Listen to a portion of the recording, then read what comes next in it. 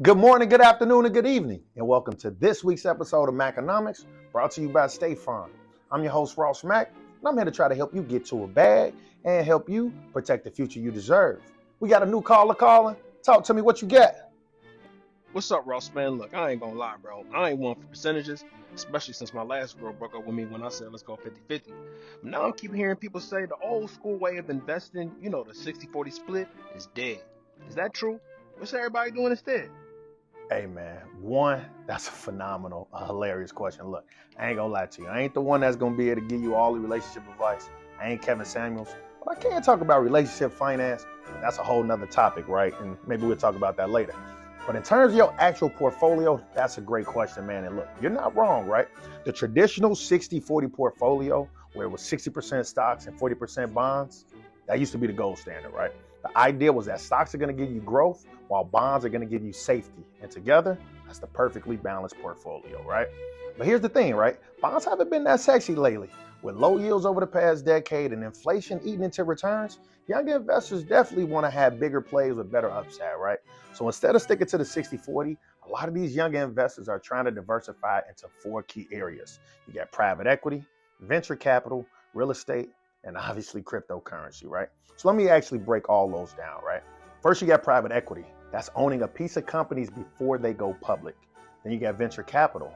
That's betting on startups before they blow up. I want you to think of that as like a lot of the big tech companies. Then you got real estate. That could be investing in rental properties or REITs for cash flows. And then you got crypto and Web 3.0, which is high risk, but high potential for high returns. Now look, the everyday person will have a higher barrier to entry when it comes to private equity and venture capital, largely because historically, you need to be an accredited investor to participate in all those investments. And the criteria, which is defined by the SEC, is a person needs to have $1 million net worth or make at least $200,000 per year.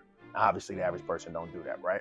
Historically, this meant that the person could handle greater risks that will be associated with these less regulated investments, which a lot of them actually go to zero.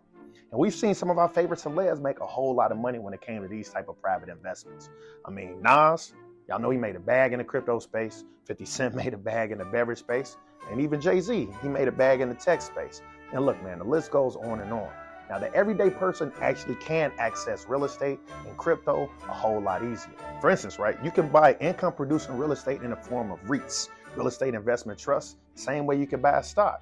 And crypto, that's also easy to purchase on a crypto broker's platform. Now look, man, the reality is over the past 10 years, the single-handed best investment you could have made is owning Bitcoin. So it's definitely worth considering a new asset mix.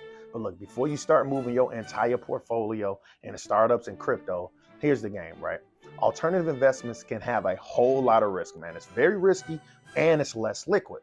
That means your money might be locked up for a few years and there's no guarantee you'll actually see a return. So while young investors are chasing higher returns, it's still smart to keep a foundation in diversified stocks and ETFs. I want you to think of it like building a house. You need to have a solid base before you can add all those luxury features. Look, man, the bottom line is this, right? The 60-40 rule ain't necessarily dead, but the playbook is evolving. Young investors are looking for growth beyond the stock market. And if you got the discipline, the risk tolerance, and a solid plan, these alternative assets could help you build wealth a lot faster. But man, that is a great question, man, and I really, really hope it helps. And remember, setting up good financial habits today sets you up for a better success tomorrow. Like a good neighbor, State Farm is there. We got a new caller calling. Talk to me what you got.